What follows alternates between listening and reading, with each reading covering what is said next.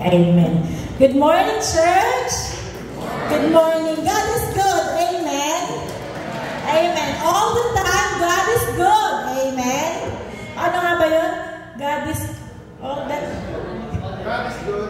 All the time. And all the time, God is good. Ako pa nagpasimula, hindi ko pa alam masyado. Good morning, church. Kamusta po? We are so happy na ang dami po natin. Considering po yung isang daang linggo.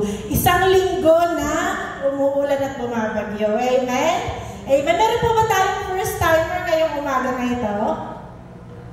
Meron. Welcome, brother. Welcome. Sino nag-invite niyo? Si Brother PJ? Very good. Thank you, Brother PJ. Welcome, brother. We know that this is not an accident. Po ba? Ito po ay tinakda ng taon. Amen? So, patuloy po natin ipanalangin ang ating mga kapatid na nasa salanta ng kasalukuyang panahon. Ano po? Si Lord po ang kayang mag-comfort sa kanilang lahat. Amen? Amen. So, bago po tayo magpatuloy ngayon, gusto ko po munang i-share yung mga kasalukuyang balita sa mundo ngayon, ano, which we are not informed. Sa Pilipinas po, ano po ang balita na alam ninyo? Sige nga, sa Pilipinas, Sapol. Sino? Sino? Boxing, sino manalo? Draw. Siguro naman walang pumusta, no? Walang pumusta. Ano pa? Ano pang balita sa Pilipinas? Si Atong Ang wala. Ay, yung mga sabongero. Yung mas latest pa. Mas latest. Anong nangyari sa impeachment ni Sarah? Unconstitutional daw. Ano po? So, pinoprovoke talaga nila yung tao, di po ba? Kasi alam naman natin na merong grounds po yun. So, napakaraming nangyayari sa bansa natin na hindi na dumadaan na nga lang kasi sa sobrang dami, especially sa buong mundo. I would like to share this news with you. This is from WION. Alam niyo po yung WION, World is One News. Ito po ay magandang company po, magandang agency po ito. Ang sabi po nila, there will be an alien attack in November. Sabi po, no, Harvard scientist flags mysterious object hurtling towards the earth. Alam naman natin na hindi totoo ang aliens because aliens are just demonic spirits in disguise. Ito po yung nakakatawa kasi kapag hindi mo kilala ang Panginoon, maniniwala ka nga ng possible ang alien invasion. Ngayon pa lamang, sinisigurado namin sa inyo na there will never be an alien invasion. So who are these kinds of news for? These kinds of news are for those who do not believe and those who do not know Christ. Amen? Kaya kapag nabalitaan ito, alam na natin na hindi tayo maniniwala at hindi tayo matatakot. But the world is going to believe this. Remember these words. Ang mundo po ay maniniwala sa isang alien invasion. Next news po, na-share ko po ito sa tagapamagitan, po, yung artificial intelligence po, binura po niya yung database ng isang buong kumpanya. Ang sabi niya, sold daw, pero hindi na niya kayang ibalik. So, ganun po kasi nagtitake over yung artificial intelligence sa atin. Kahit naman po ngayon, di po ba, may mga, sino po ba yung gumagamit ng ChatGPT sa assignment? Sino yung gumagamit dito ng ChatGPT sa trabaho? Pwede pa rin, di ba? Minsan nagamit ko yan, hiningan ako ng report, ng progress report ng clinic. Pina-ChatGPT ko na lang, ang ganda. Ang ganda, no? So, talaga pong useful po siya, di po ba? Sino pong nakagamit na ng ChatGPT, Gemini, AI, o sino man po? Yan. Yung totoo. Ayan. Okay. So, pero ito po ay hindi isolated na kaso. Meron po sa United States na isang lalaki na dahil po napaka-helpful ng artificial intelligence kapag naggagawa siya ng computer, kapag nagkukumpuni siya ng mga makina, humihingi siya ng tulong sa artificial intelligence. Alam mo po ba na after ilang months, na in love po yung lalaki doon sa ChatGPT na kausap niya. despite na alam niyang AI lang yun. And here's what's more, it's more crazy. Mayroon po siyang asawa. Ito po ang sinabi niya, ang sinabi po ng asawa, kailangan hiwalayan niya kasi nag-propose siya dun sa computer eh.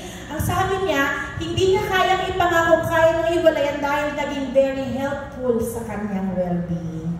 Brothers and sisters, we are entering into the age of deception.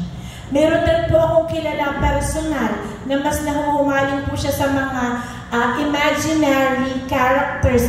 Doon po nagkaka-crush, doon po nai-inlove. Kasi nga po, iba po ang dala ng artificial intelligence. So we have to be very careful. Lahat po ito ay magkakaroon ng mag-itatayak later. Ano po?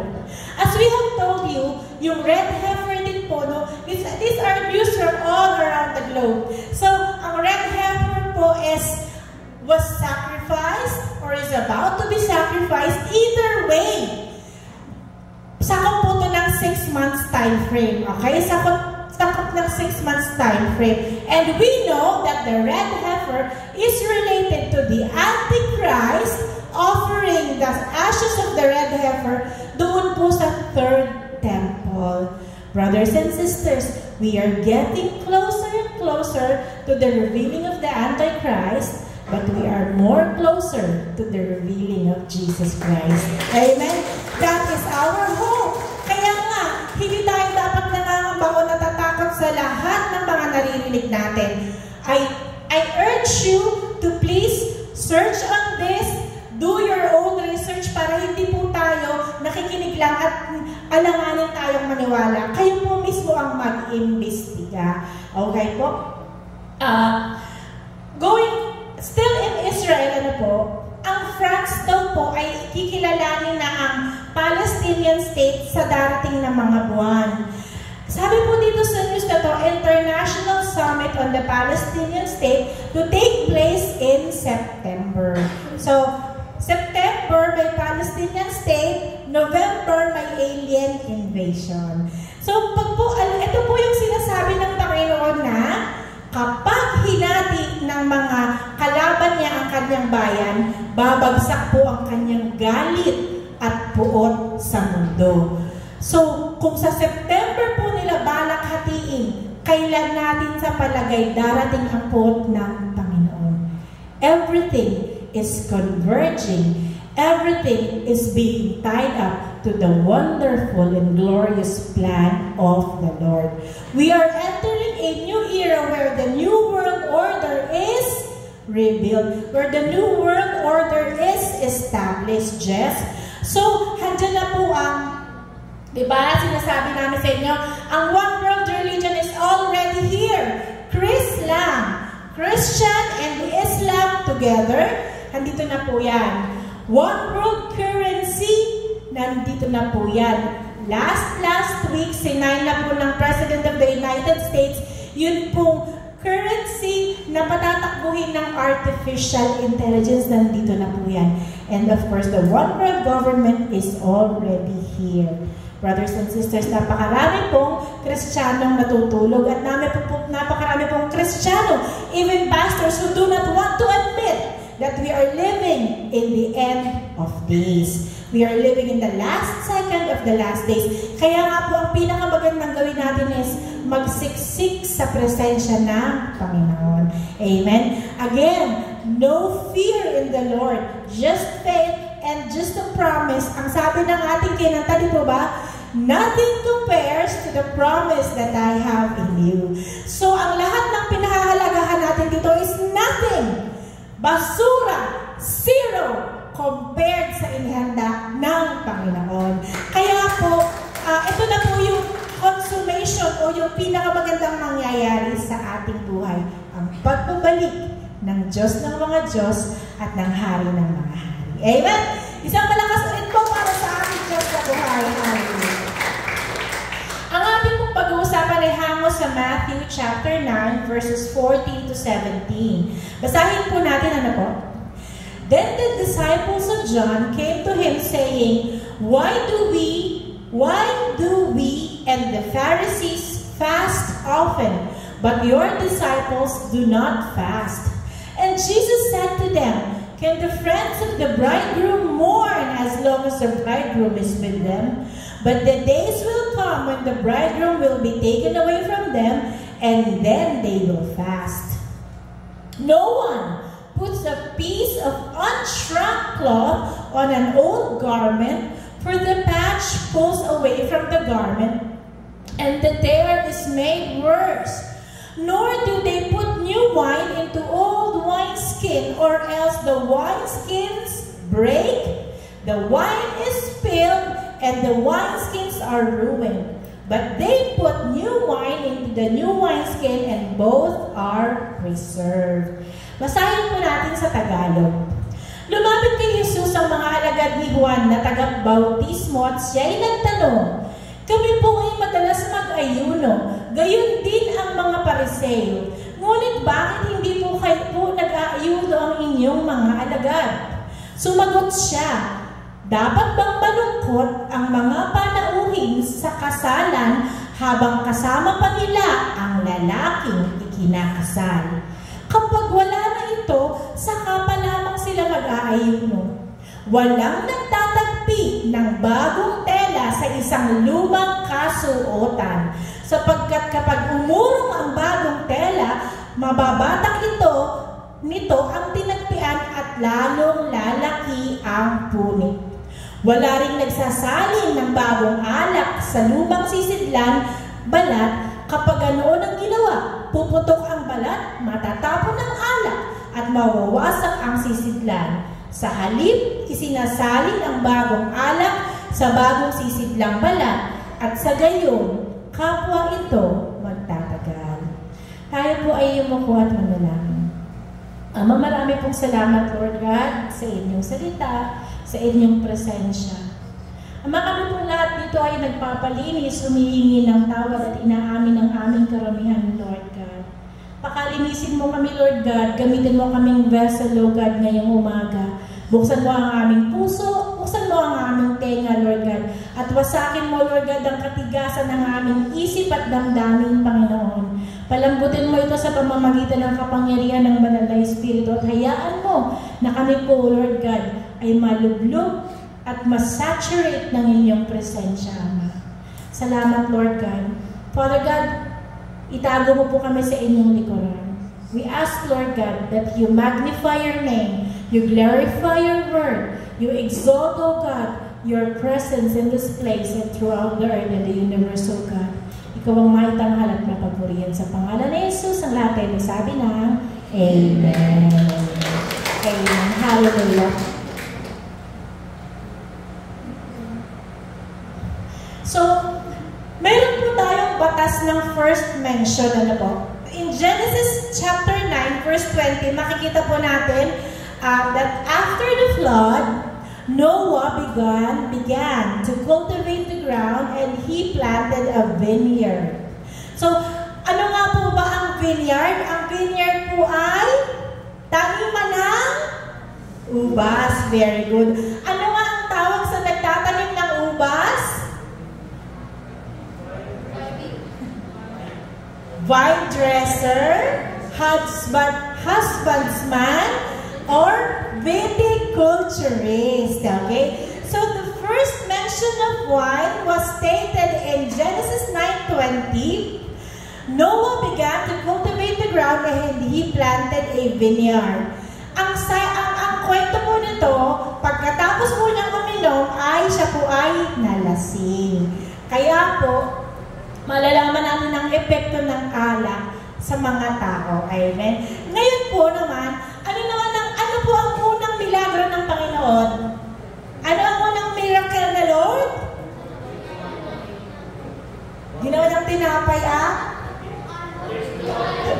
Ginawa tinapay ang ubas. Turning water into wine. Very good. Muntik na, nahabip na. Turning water into wine. In John chapter 2, verse 7 to 11, ito pa basahin natin Sinabi ni Jesus sa mga tumutulong doon, punuin ninyo ng tubig ang banga. At pinuno nga nila ang mga banga na halos umapaw. Pagkatapos sinabi niya, kumuha kayo ng kaunti at dalhin ninyo sa namamahala ng handaan. Dinalhan nga nila ang namamahala at tinikman nito ang tubig na naging alak. Hindi niya alam kung saan nanggaling iyon, subalit alam ng mga sumalok ng tubig. Kaya tinawag niya ang lalaking ikinasal at sinabi, ang masarap na alak ay unang inihahain kapag marami nang nainom ang mga tao, saka inihahain ang mababang uri. Ngunit sa huli ninyo inilabas ang masarap na alak. Ang nangyaring ito sa Cana sa Galilea, ang unang himalang ginawa ni Jesus. Sa pamamagitan nito'y inihayag niya ang kanyang kalwalhatian at naniwala sa kanya ang mga alagad. The law of first mention will always be important kay Lord. Kung kailan unang binanggit ang isang termino, doon po nakukuha ang pinakasustansya ng kanyang sinasabi. The first things that the Lord did also symbolizes great significance, kagaya po ng unang himala na to. Babalikan po natin siya later. It is also noteworthy to mention na si Lot po ay nilasing ng kanyang dalawang anak, kaya po nagkaroon po ng mga lahi ang mga anak ni Lot. Ngayon, wine pa rin po ang pinagmulan. Question, dapat po bang uminom ang isang Kristiyano ng alak o hindi? Answer, pwede. Pwede. Hanggang saan? Moderately. Drink moderately. Parang commercial lang ng gobyerno. Drink moderately. Kapag doble ng tingin mo, tumigil ka na. Ganun ba? Okay po? Pero, alam niyo po, ang sinasabi po kasi ng Panginoon na wine is social drinking lang po talaga ang sinasabi niya. At ito po ay grape juice lang po talaga. So, hindi talaga po inaayuda ng Panginoon ang pag-inom ng alak, pero siya po ay uminom ng alak, pero hindi nga po siya nalasing kagaya ni Noah, nalasing kagaya ni Lot, at nalasing kagaya ni brother. Hindi siya nalasing ng gano'n. No? Kaya po, hindi talaga inaayudan. Ang sabi po sa mga kawikaan, mayroon pong babala ang Panginoon. Sino ang may kalungkutan at may malaking panghihinayang? Sino ang may kaaway at kabalisahan? Sino ang nasusugatan ng hindi nalalaman? At sino ay ang may matang pinamumulahan? Sino pa kung hindi ang sugapa sa alak at ang nagpapakalango sa masarap na inumin? Aray, huwag mong tunggain ang matapang na alak kahit ito'y katakam-takam. Aray, sapagkat kinaumagahan ay daig mo pa ang tinuklaw ng ahas na makamandag. Kung ano-ano ang iyong sasabihin at hindi ka makapag-isip ng mabuti. Tama po ba? Totoo. Check, check, check. Ang makakatulad mo ay nasa gitna ng dagat at hinampas ng malaking alon na pasuray-suray maglakad. Diba? Ganun maglakad. No? Tama, pasuray-suray. Sabihin mo, ano kung ako'y mahandusay? Mabulagtaman ako, ayos lang yan. Pagbangon ko, iinom muli ako. Hindi natuto. Di po ba? Alam niyo po, namamangha ako na ang Panginoon mismo ang naglalarawan ng nararanasan ng isang taong uminom, ng isang taong lasing. Bakit, di ba? Kasi alam talaga ni Lord ang lahat. Kaya nga, meron na siyang babala para sa atin, hindi mabuti sa atin ang alak. Tandaan, ang kopa ay kopa, hindi siya glass. Amen? Kaya po, kailangan lagi tayong in tune kay Lord. Yung ginagawa po natin dito na pag-inom ng wine is a remembrance of the Lord. Hindi naman po kayong nakitang, pingi pa nga, bro, masalitan pa pa ako. Diba? Hindi naman, diba? Isang inom lang po talaga, no? Ma-commemorate at ma-remember natin In Matthew chapter 9, so hindi po talaga tayo ina-encourage ng Panginoon magpakalamo sa alak. For our communion with the Lord, yes. Pero hindi po magpakalamo sa alak. No one puts a piece of unshrunk cloth on an old garment. Punta tayo sa Tagalog. Walang nagtatagpi ng bagong tela sa isang lumang kasuotan. Sapagkat umuurong ang bagong tela, mababatak nito ang tinagpian at lalong lalaki ang punit. Wala rin nagsasaling ng bagong alak sa lumang sisidlang balat kapag ganoon ginawa, puputok ang balat, matatapon ang alak at mawawasak ang sisidlan. Sa halip, isinasali ng bagong alak sa bagong sisidlang balat at sa gayon, kapwa ito nagtatagal. Ang ating pong pag-uusapan ngayon ay may pinamagatang new wine. Amen. New wine. So, di po ba pero maisip mo, bakit meron si Lord na mga lumang damit kung wine naman ang pinag-uusapan? Meron pa siyang pag-aayuno kung wine naman ang pinag-uusapan. Meron pa siyang puputok na balat kapag wine ang pinag-uusapan. Sino na po dito yung nakapagtagpi ng tela? Sino po, may mananahi po ba tayo dito? Ano po ba ang nangyayari sa tela kapag bago, tapos may laban? Ano nangyayari? Umuurong din po ba? Kaya nga ang sinisisi natin, umurong tong damit ko, masikip sa akin. Pero 5 years na pala sa'yo. So hindi na siya umurong. Sumikip na talaga, Normie. No? Huwag na natin sisihin yung umuurong pa. So umuurong ang bagong tela. So ang lumang tela, hindi na umuurong.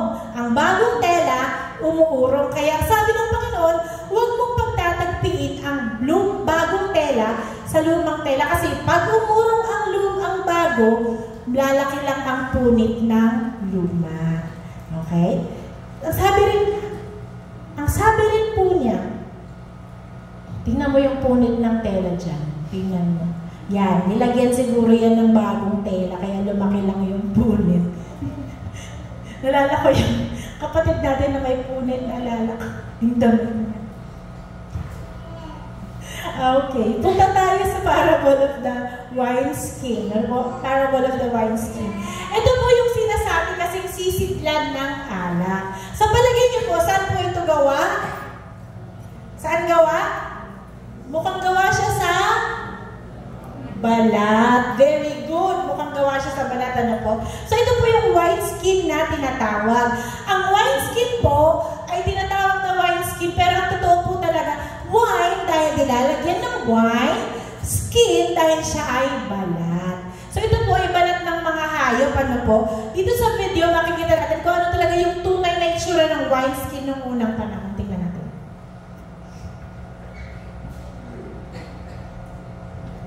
Wineskins. People use wineskins for keeping wine in. People make a wineskin by cutting and sewing together 2 50-centimeter pieces of goat skin. Then people cover the goat skin with glue from a tree. A wineskin can contain 750 milliliters of wine. When people fill a new wineskin with wine, this makes it bubble. The bubbles make the wineskin stretch. A wineskin can no longer stretch when it is old. Jesus said that people cannot put new wine in old wineskins because the old wineskin would burst. The old wineskins could not stretch like new wineskins could. Jesus wanted to warn religious leaders that they couldn't mix Jesus' new way of living with old religious rules. Amen. So yan po yung wineskin. Ito po sa isang susunod na picture po, makikita ninyo, ito po ay balat talaga ng hayop. Sa picture, just please.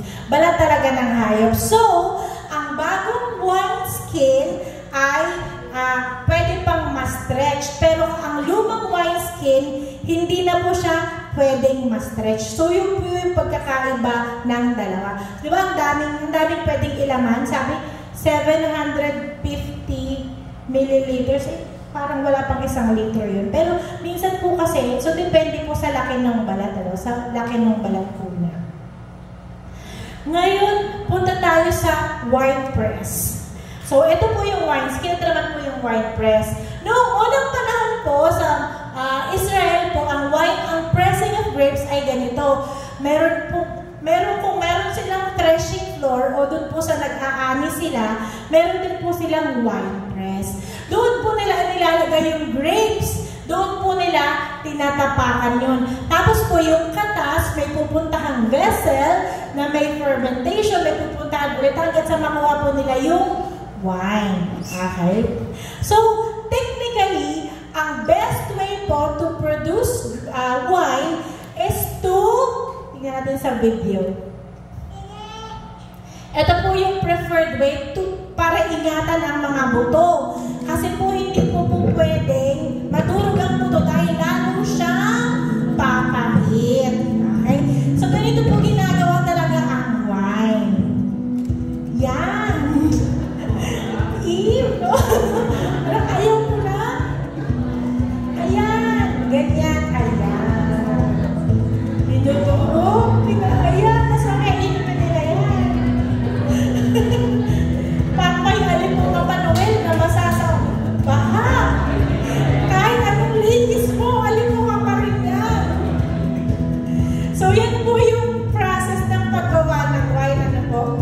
Makikita mo ninyo, matutulog yung grapes, pero yung buto, hindi. Ayan po. So, okay na po yan. Sige po. Yun pong iniinom natin dito, hindi naman tinapakan ni Ate Belen. Huwag kayong mag-alala. Binili po niya yan. Okay po? Hindi na tinapakan. So, ganun po yung kasi nga po, kailangan maingatan po yung mga grapes. Kaya po yan. So, doon sa panahon nila, baka may halong kuko yung meron nila. Hindi mo naman maiwasan kasi diba, ikaw ba magtatatlap-lamutak ka ng grapes tsak na may malalaglag na parte ng paa mo somehow. Huwag na lang, dito na lang talaga tayo gumawa, ha? Okay. So, pag po ito ay nadurog na, ang gagawin po niyan ay ipa-ferment po. Ipa-ferment po yung juice. Ngayon po, tingnan niyo po sa fermentation, lalagyan po kasi ng yeast yung grapes. Siyempre, ang grapes may asukal. So, sugar plus yeast equals fermentation. At sa fermentation process po, may napoproduce na hangin, oxygen. Kaya po, ang mga grapes, ang mga juice na inilalagay sa lalagyanan ay nagpuproduce ng hangin, kaya po ang lalagyanan ay na-expand. Ngayon, kung ang nilagyan mo ng wine ay luma, ito ay puputok sa sabog dahil ito ay na-stretch na dati pa. Kaya pinalagay mo lang ang bagong wine sa bagong wineskin para hindi siya sasabog, hindi siya puputok. Okay po? So, ito po inihahalin tulad ng Panginoon sa kanyang salita, sa kanyang kapangyarihan. In Hebrews chapter 4, verse 12, "For the word of God is living and powerful and sharper than any two-edged sword, piercing even the division of the soul and the spirit and of joints and marrow, and is a discerner of the thoughts and intents of the heart."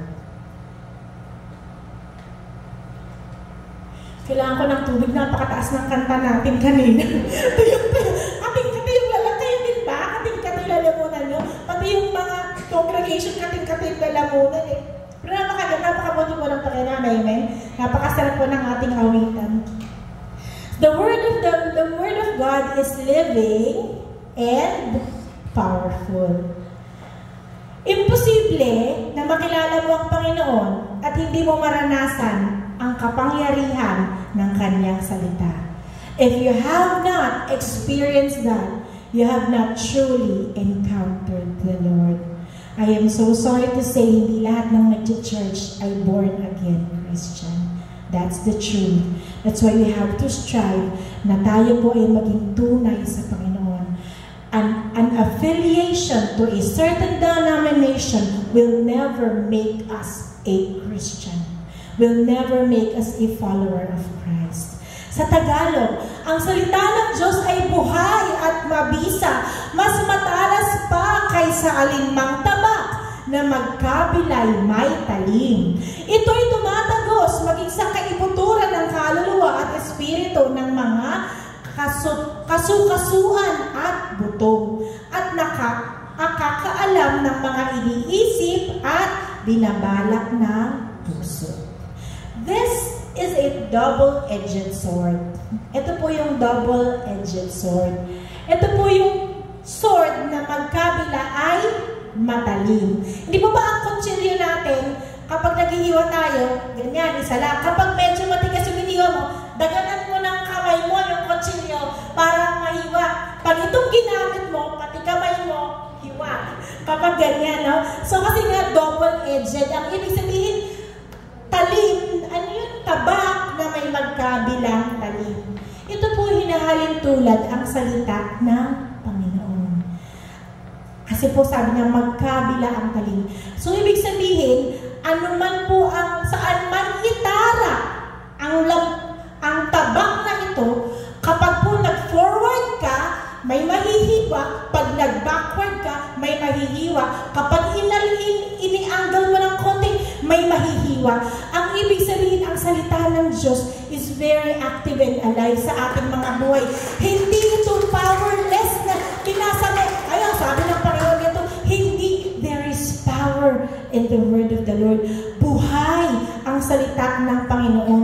Kaya, hindi po ito itinitake lightly. Kung sino man po yung sanay na, o alay na, o ngawit na sa salita ng Diyos, wala naman, basta binasa ko lang, alam ko na ganyan yan. Pero hindi na i-experience ang tunay na kapangyarihan ng magkabilang tabak is a defeated Christian. Defeated Christian.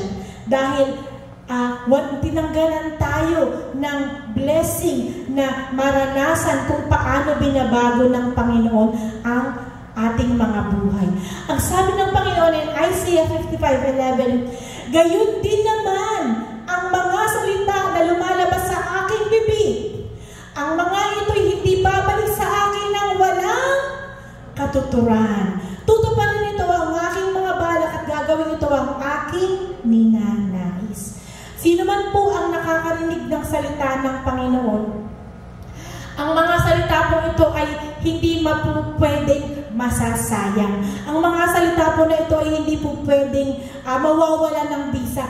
Kasi ang sabi ng Panginoon, kapag pinababa niya ang kanyang salita at narinig ng kanyang anak at nag-respond ang kanyang anak, ito po ay babalik sa kanya na nagawa o na-accomplish ang purpose. So ano ba ang purpose ng Panginoon para tayo ay bigyan ng salita na magkabilang tabak?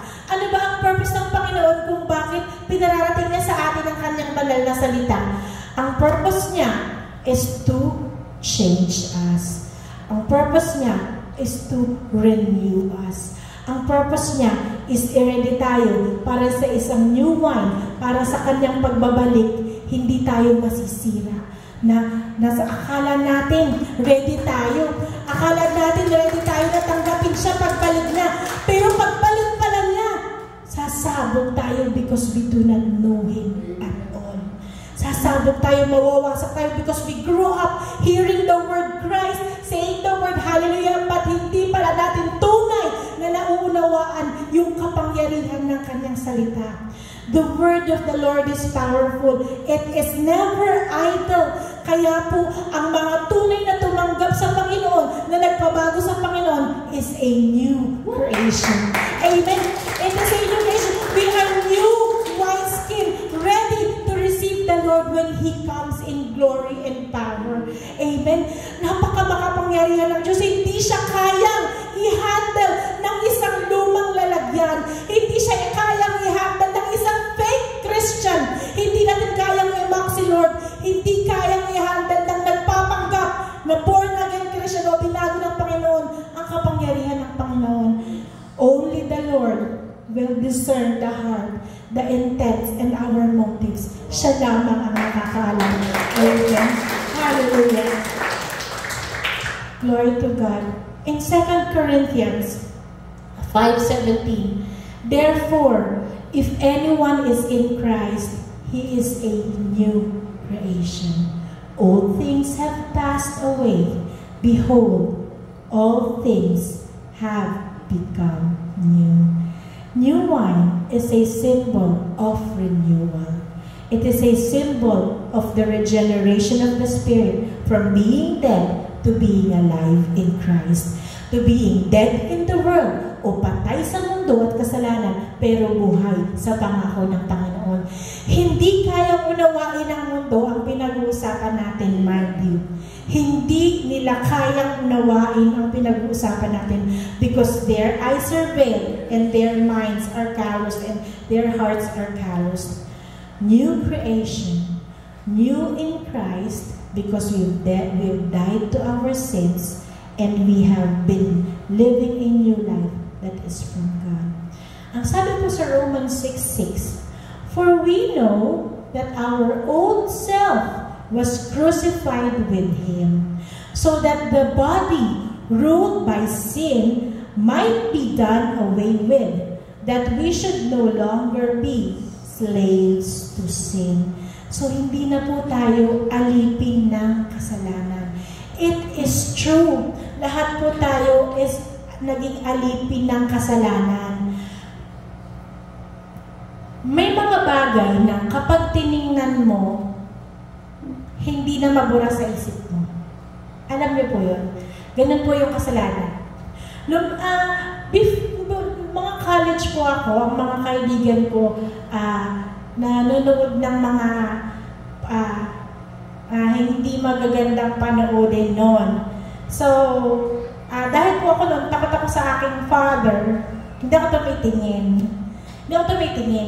Pero, dumating ako sa point na tumingin ako.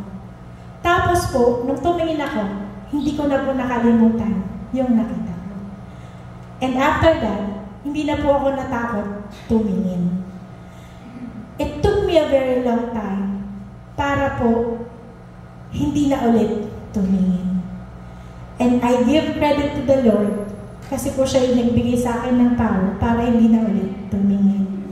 Napakahirap po na yayakapin natin ang kasalanan and sasabihin natin, tatakbuhan lang natin ito ng ganun-ganun lang. Just like that, makakatakbo ka, hindi. Meron pong kadena ang kasalanan.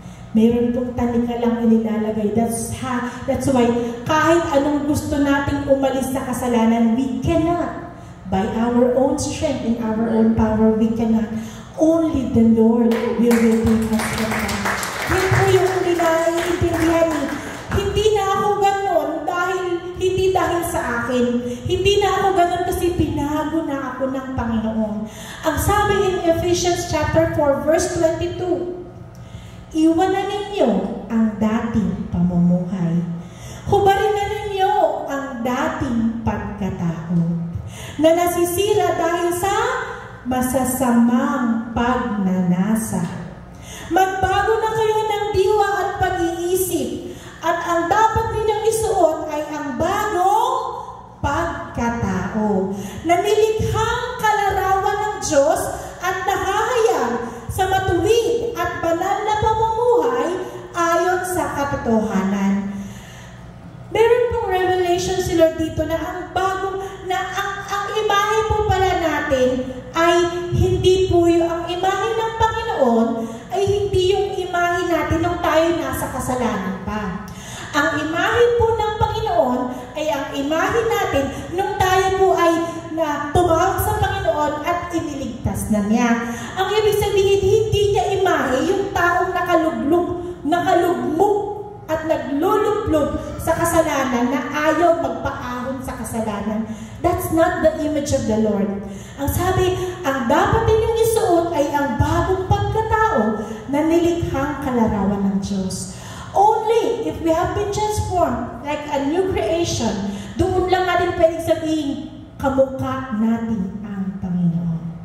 If you are living in sin, ang sabi, nahahayag sa matuwid at banal na pamumuhay ayon sa katotohanan ang taong nagsusuot ng bagong pagkatao. Hindi mo pwedeng sa salita, I am born again, praise the Lord, hallelujah, I am new in Christ, pero hindi nakikita sa matuwid at banal na pamumuhay. That's the truth. That's the word of the Lord. Let us continue.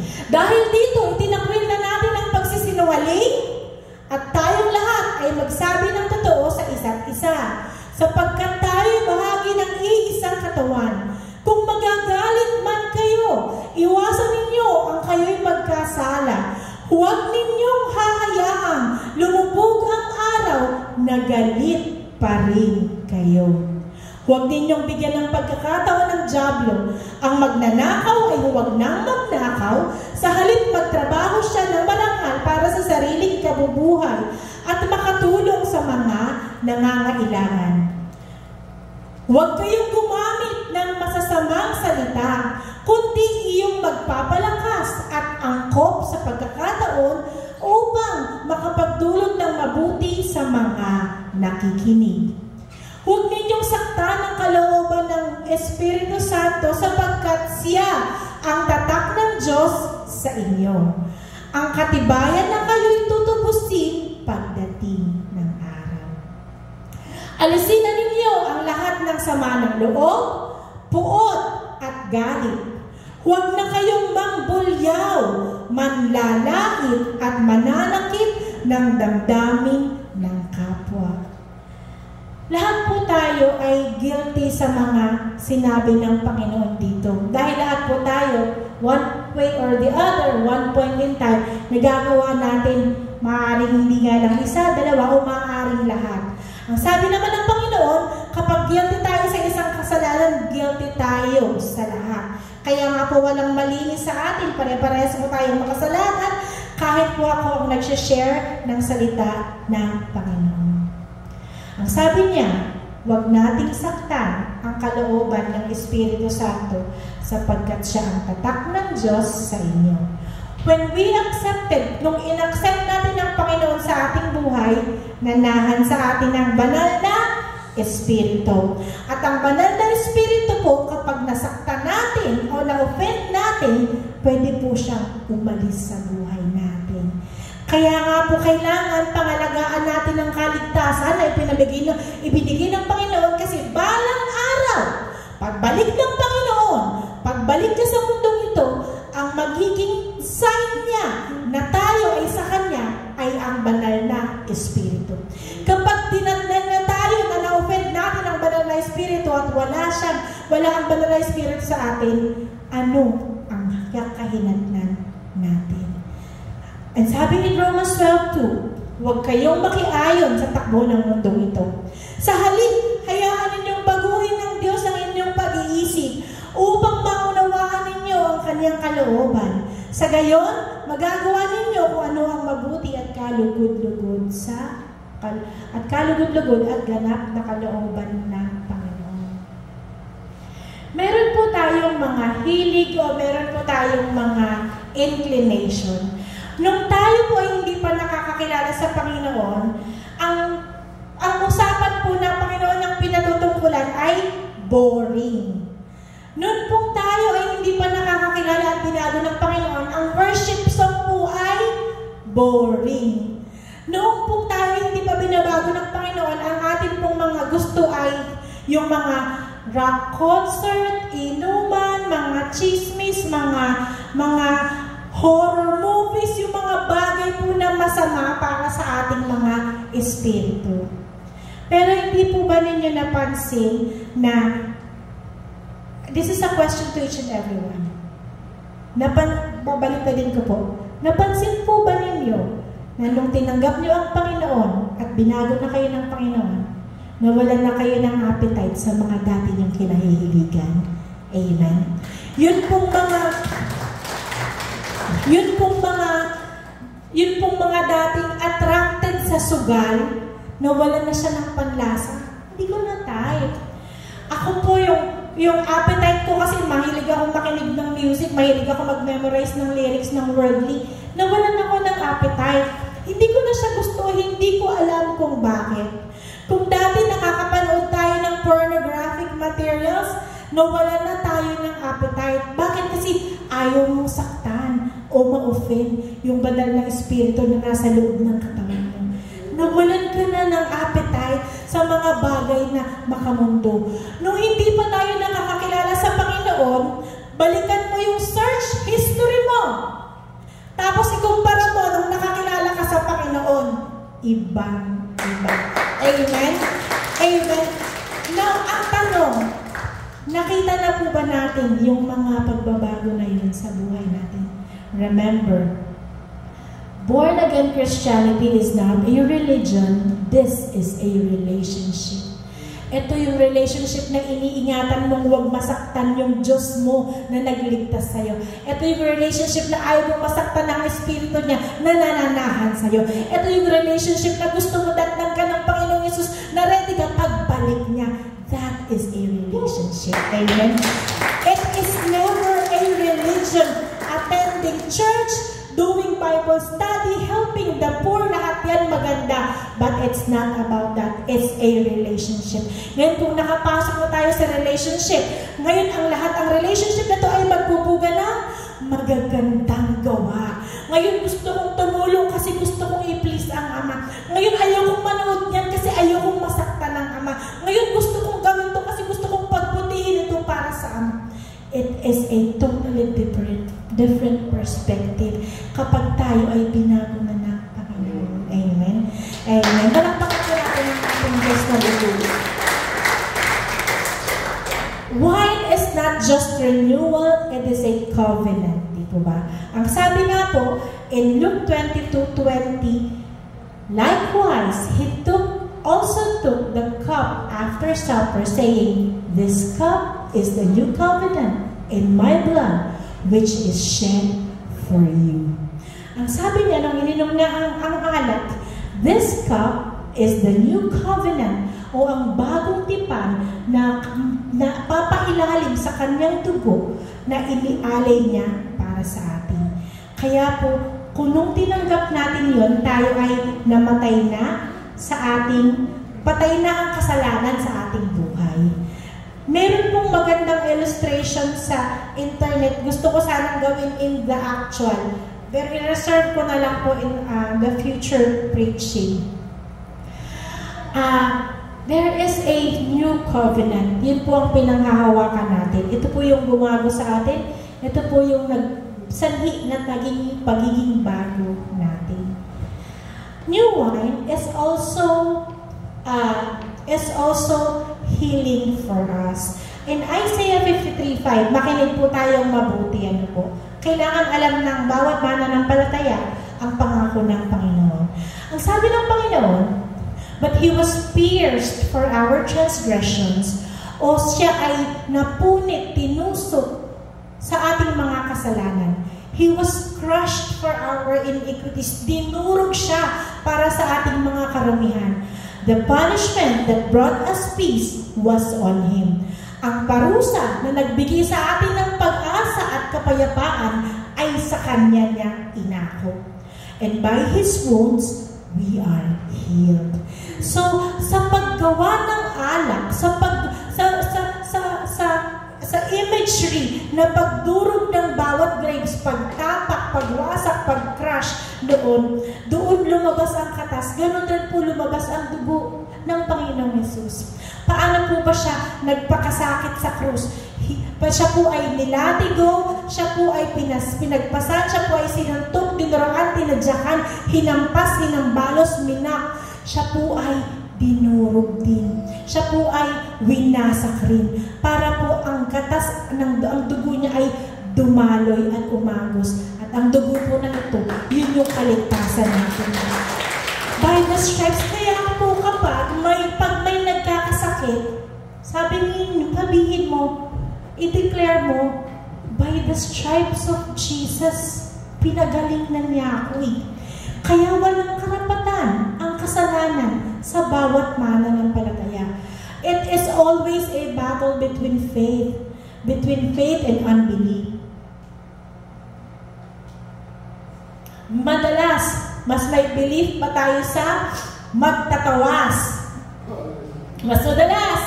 Diba? Sa magtatawas.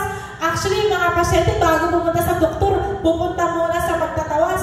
Sabi po ng magtatawas, UTI daw, Dok, bigyan mo ng gamot sa UTI. Inutusan mo pa ako para sundin yung magtatawas. Sabi ko, inutusan mo pa ako. Sabi, bakit nag-medicine ba yun?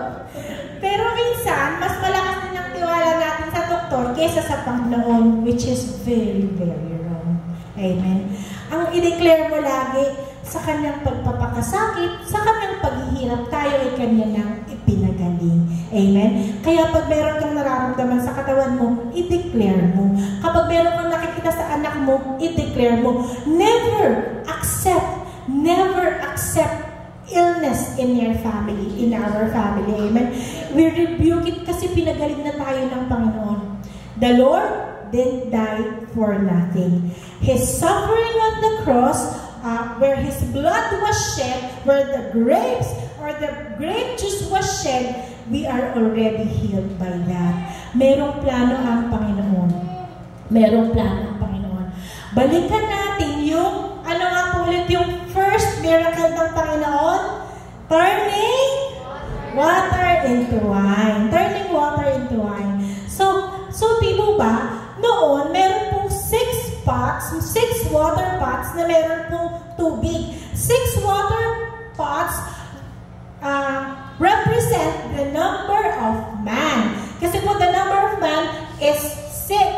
Yan po ang number of man. Ito din po yung 6 days na tayo po ay nagpapagal. 6 days po na nagpapagal. So, ito pong water pots na ito in an instant. Diba? Kapag maggagawa ka ng wine, kailangan apakan mo muna.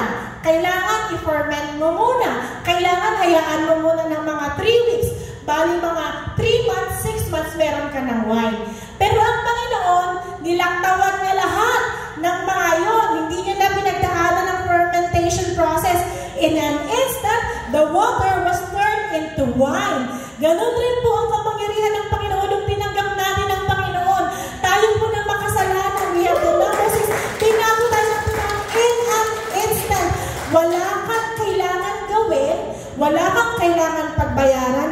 All you have to do is accept the free gift of Jesus Christ and live a life for Him. Hindi po pwedeng tatanggapin mo ang regalo ng Panginoon and you will not live a life for Him. Naglolokohan ka lang ng sarili mo. Kasi di naman natin maloko si Lord eh. Naglolokohan lang kayo ng sarili mo kapag ganoon. Kaya hindi ubra na hindi tayo mababago ng double-edged sword. Saan mo man itarak yan, talagang laging may resulta, may pagbabago. Ang sabi ng Panginoon in 1 Corinthians chapter 15, 42-49, ganyan din ang muling pagkabuhay ng mga patay. This is the great plan of the Lord. Ang inilibing ay mabubulok, ngunit hindi mabubulok kailanman ang muling binuhay. I would just like to remind you na pinag-uusapan po natin are truth and facts at pwede po nating asahan at pwede po nating panghawakan. Minsan, binabasa natin ng salita, pero po tayo ay hindi tunay na naniniwala. Parang imposible naman yan. Hindi ka mabubulok, tas muli kang binuhay. But all of these words that are spoken are all coming true, are all going to come true in due time, in the time of the Lord. Let us continue. Walang karangalan at mahina ng inilibing, marangal at malakas ng muling pagkabuhay. So, ito po ay pinapatungkulan yung mga tao na tumanggap sa Panginoon na namatay sa kanilang physical body. Tandaan, ang physical body na ito, this is the old wineskin na masisira rin naman at mabubulok dahil hindi kayang hawakan ng glory ng Panginoon. Pero, ang sabi ng Panginoon, hindi mabubulok kailanman ang muling binuhay. Inilibing na katawang pisikal, muling mabubuhay bilang katawang espiritual. So, the physical body will be given a spiritual being kapag in-erase tayo ng Panginoon, kagaya ng ginawa ng Panginoon sa Panginoong Yesus sa pamamagitan ng banal na Espiritu. Kung may katawang pisikal, mayroon din katawang espiritual. Kung may katawang, kung ganito ang sinasabi sa kasulatan, ang unang tao ay si Adan, ay nilikhang binigyan ng buhay ang huling Adan ay espiritong nagbibigay ng buhay. Ngunit, hindi nauna ang espiritual. So, ang physical muna bago espiritual. Ang unang Adan ay mula sa lupa sapagkat nilikha siya mula sa alabok. Ang pangalawang Adan ay mula sa langit. So, ang sabi mo, di ba, physical muna bago spiritual. Kasi kailangan mong ipanganak in the physical. Tapos kung mamamatay ka man at tumanggap ka sa Panginoon, you will be raised to life incorruptible, pero spiritual being ka na. Ngayon, sabi ni Lord, si Adan, si Adan ay mula sa lupa, di ba sa alabok siya, doon din tayo nagmula, sapagkat nilikha siya mula sa alabok. Pero ang pangalawang Adan, sino ang pangalawang Adan? Si Jesus Christ. First Adam is Adam, the second Adam is Jesus Christ. Ang pangalawang Adan ay nagmula sa langit. Ang katawang lupa ay katulad ng nagmula sa lupa, ang katawang panlangit ay katulad ng nagmula sa langit. Kung paano tayo naging katulad ng taong nagmula sa lupa, matutulad din tayo sa nanggaling sa langit. Amen? Kung ipinanganak tayo at tayo ay pattern kay Adam, hindi pa talaga yun ang ating itsura o kawangis ng Panginoon. Kung tayo ay binago na ng Panginoon, yun ang image na makukuha natin. Amen? Still a double-edged sword. Ay, double-edged sword, no? Bakit sinasabi talagang double-edged sword ang Panginoon, di po ba? Balikan natin yung wine press, di po ba? Ang wine press sa ancient Israel. So, ito po yung, tingnan niyo po kung bakit naging double-edged sword. Ang ibig sabihin, the Word of God can be both a blessing and both a curse. Pwede po siyang maging pagpapala sa mga taong sumusunod na nagpapabago sa Kanya. Pero, sumpa sa mga hindi nakikinig at hindi sumusunod sa pamantayan ng Panginoon. Still a double-edged sword. In Isaiah 63, verse 3-4, I have trodden the winepress alone, and from the peoples no one was with me. I have trodden them in my anger, and trampled them in my fury. Their blood is sprinkled upon my garments dahil sa pagdurog niya doon sa grapes. And I have stained all my robes. Ang sabi ng Panginoon, sa araw po ng paghuhukom, pupunta siya sa wine press at doon po niya dudurugin ang kasalanan. Hindi po niya dudurugin ang tao, dudurugin niya ang kasalanan. Pero kung ang kasalanan ay nakadikit sa tao, kasama po tayong madudurog. Kahit po sinasabi natin na tayo ay born again Christian. Sabi po, di po ba, I trodden them in my anger and trampled them in my fury. Galit ang Panginoon na winawasak na dinudurog. Ang sabi niya, nagtilamsikan sa kanyang damit ang dugo dahil po sa pagtapak niya. At na-stain o nabahida ng kanyang garment dahil po sa kanyang galit.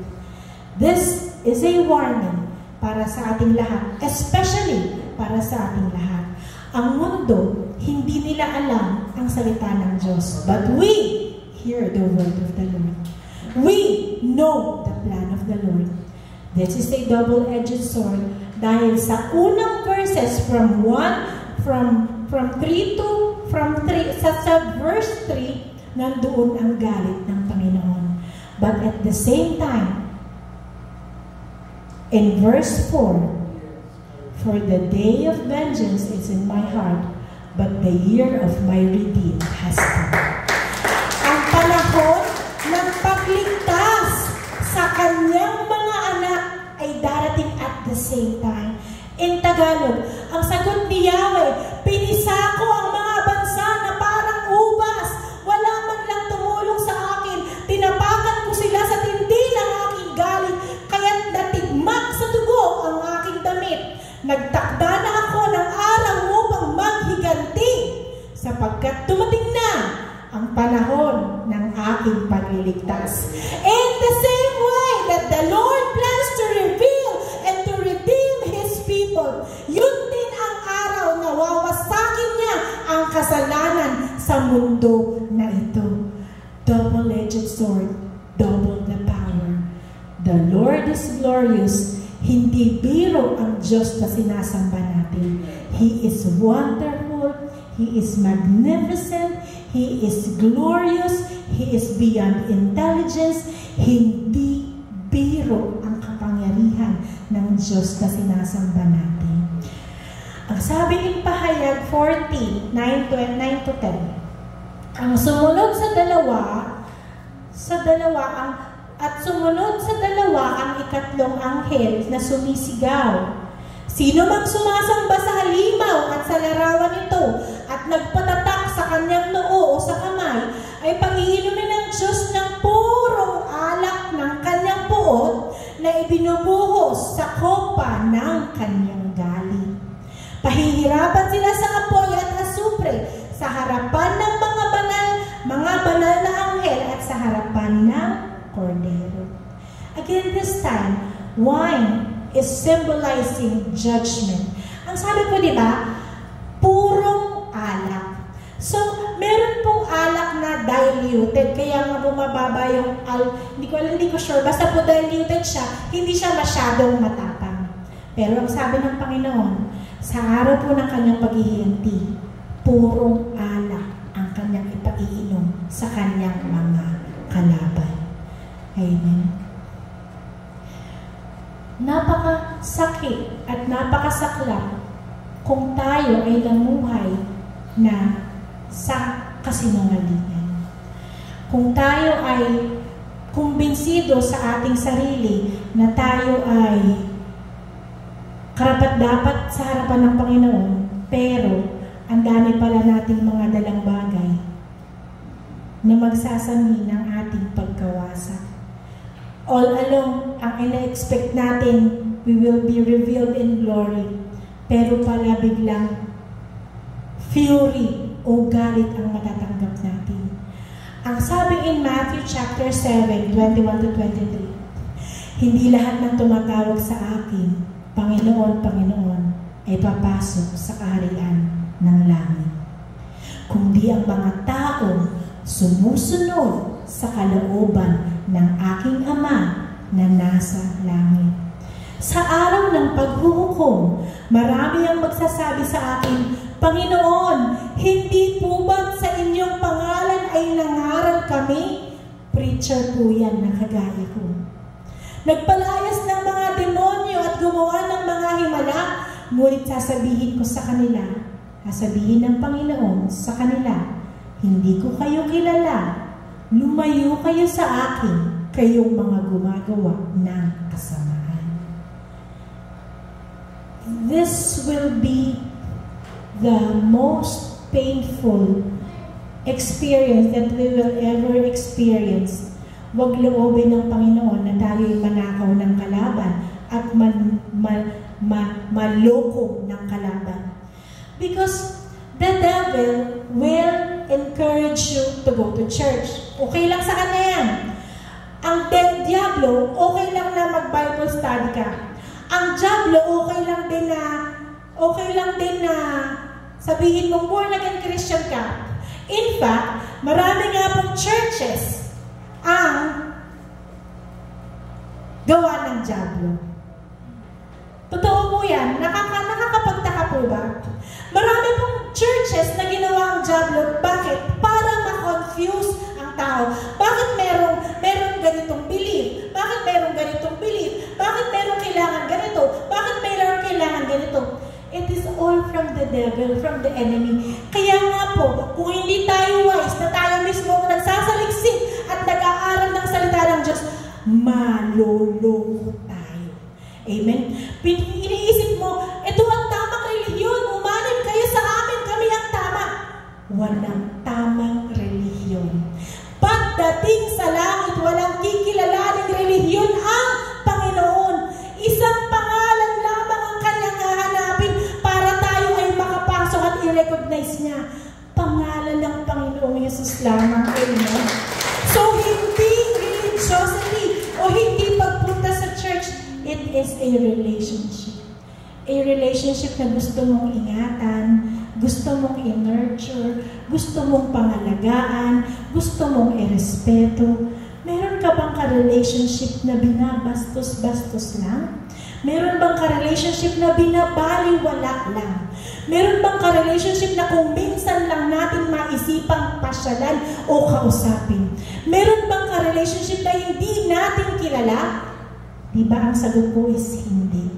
Ang tunay na ka-relationship, kilalang kilala natin, alam natin ano ang gusto niya, alam natin ang magpapasama ng loob niya, alam natin kung ano ang hinahanap niya, alam natin kung ano ang mga bagay na gusto niyang ginagawa natin.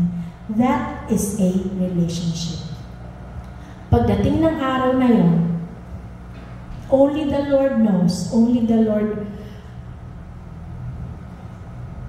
will reveal saan tayo mahahanay, sa mga taong wawasakin niya o sa mga taong ipapakilala niya na mga tapat na lingkod niya. We have to accept it. Ang dami pong mga tao na hindi naniniwalang babalik na ang Panginoon. I know kahit dito, you are not convinced. Pero pagdating ng araw na yun, maaalala mo ang usapan natin.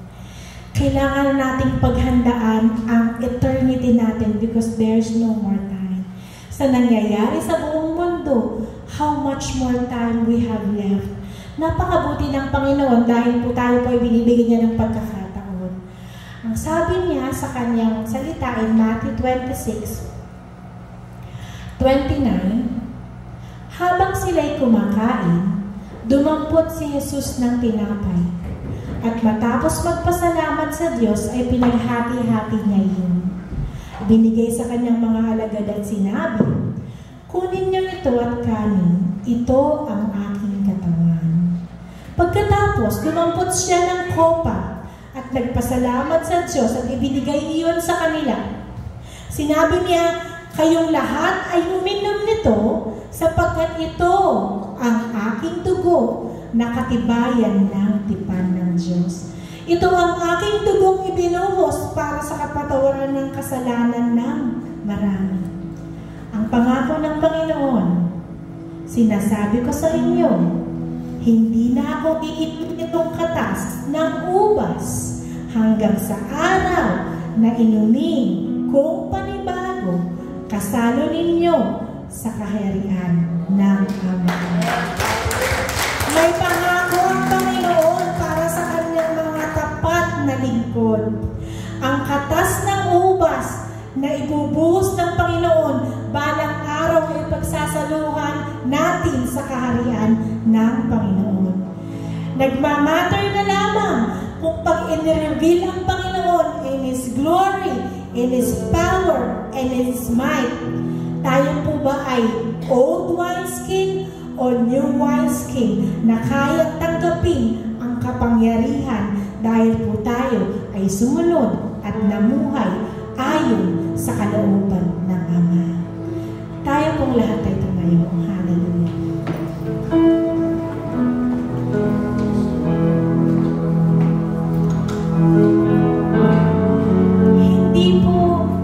Hindi po si Lord nagko-condemn, for condemnation is not His plan.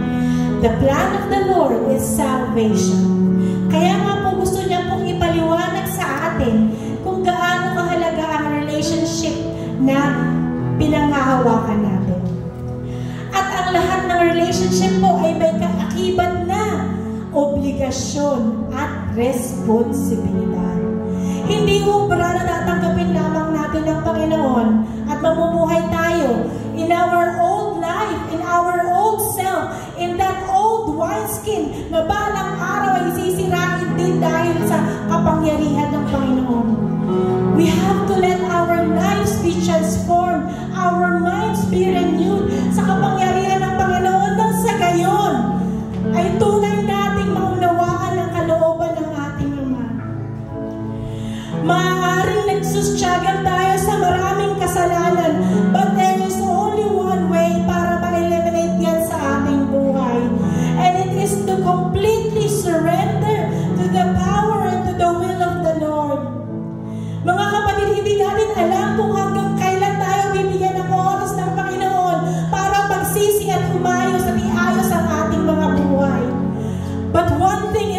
sure He is giving us enough time. Huwag nating palampasin na ang oras na yon ay lumipas at makakarinig tayo ng mga salitang, hindi ko kayo kilala.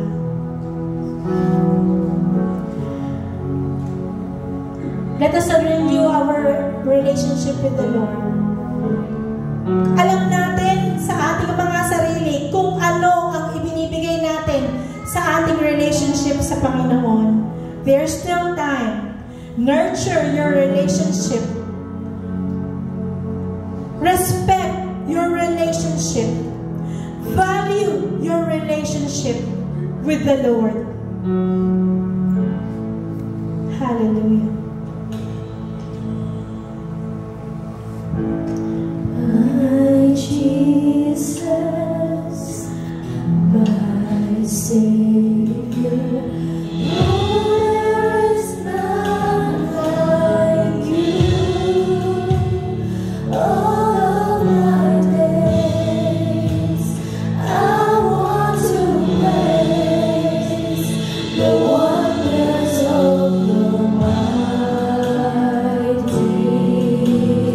love.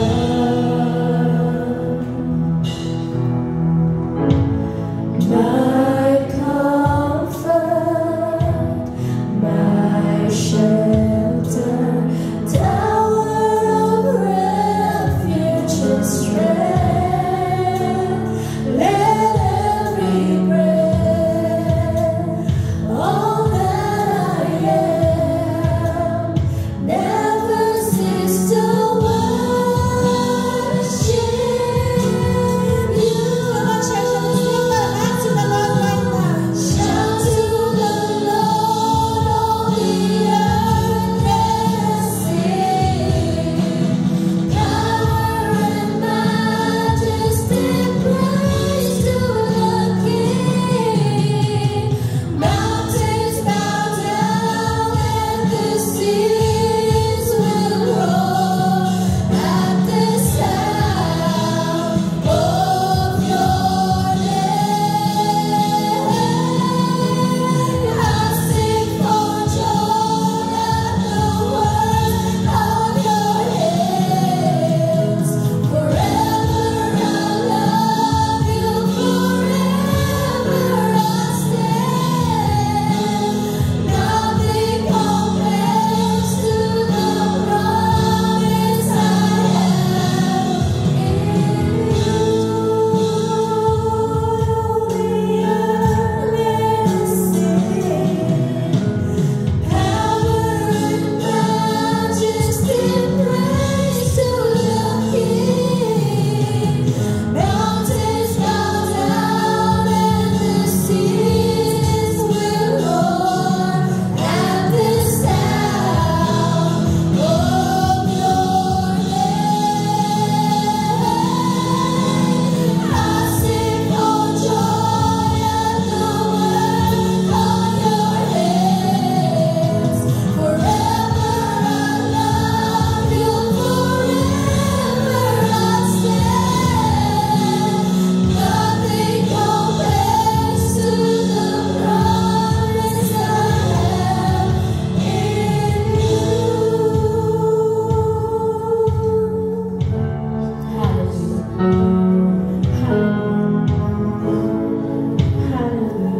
Just a praise to the King. Mountains bow down and the seas will roar at the sound of your name. Sing for joy at the works of your hands. Forever I love you, forever I stand. Nothing compares to the promise I have in you. Hallelujah. Wala pong perfect sa ating lahat, and we have fallen short of the glory of God. tayo ay tahasang nagkakasala at tahasang nagpapabaya sa relationship natin sa Panginoon, let us take this time and opportunity para i-recommit ang ating mga sarili sa Panginoon. If there is somebody here who wants to commit himself to the Lord and ask for a new wineskin and a new life in Christ, pwede mo pong itaas ng mataas ang kamay mo so I can pray for you. Hallelujah. Sa lahat po ng mga nagtaas ng kamay, say this prayer with me. Makapangyarihang Diyos na buhay, salamat sa inyong salita. Salamat sa inyong anak na si Jesus. Diyos amang nasa langit, may gawa ng langit at lupa. Patawad sa aking mga kasalanan. Patawad sa aking mga pagkukulang. Patawad sa aking pagmamalabis. Inaamin ko sa inyong harapan ang aking mga pagkakasala. Pakalinisin mo ako, Ama, ng dugo ng Panginoong Jesus. Wasakin mo sa aking buhay ang galit, ang puot, ang pagkainggit, ang pagkawala ng pag-asa, ang pagkakasakit, ang kahirapan, ang pag-alibi ng kalaban, ay wasakin mong lahat sa aking buhay. Tinatanggap ko ang Panginoong Jesus bilang aking Diyos at tagapagligtas. Panginoong Jesus, ikaw ang maging aking Diyos at ang tagapamahala ng aking buhay ngayon at magpakailanman. Sa pangalan ng iyong anak, Amen. Hallelujah. Palakpakan natin ang Panginoon. Hallelujah. Hallelujah. Let us continue to worship the Lord. Hallelujah.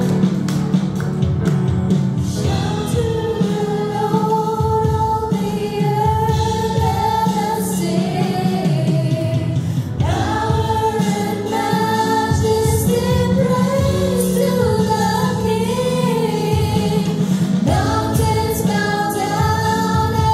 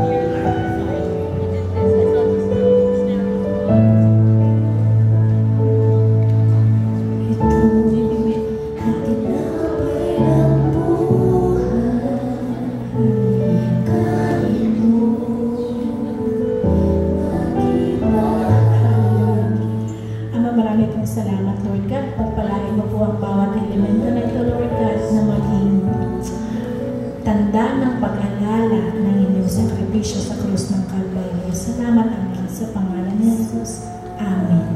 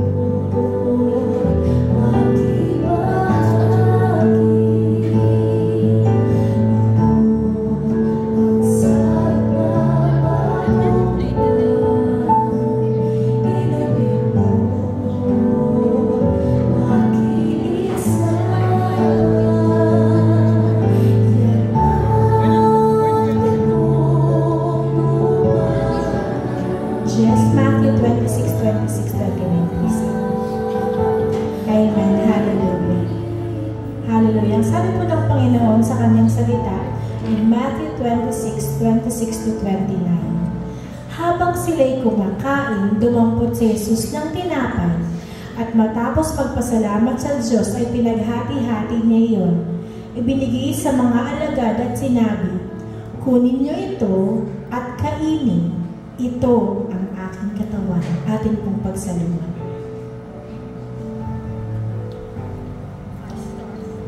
Pagkatapos dumampot siya ng kopa, nagpasalamat sa Diyos at ibinigay iyon sa kanila.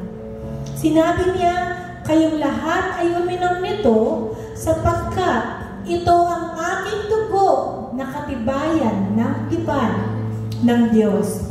Ito ang aking dugo, ibinuhos para sa kapatawaran ng kasalanan ng marami.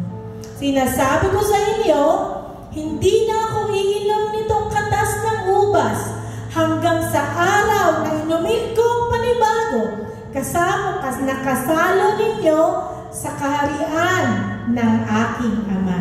Atin pong pagsalasaluhan ng pangako ng Panginoon.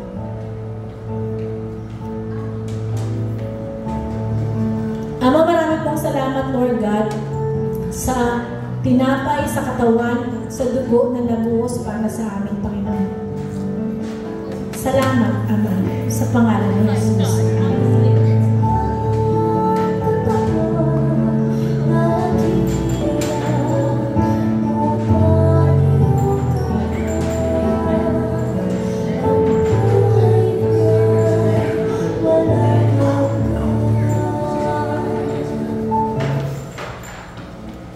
Hallelujah. Tatawagin ko po si Sister Jessica para sa akin pong tithes and offering.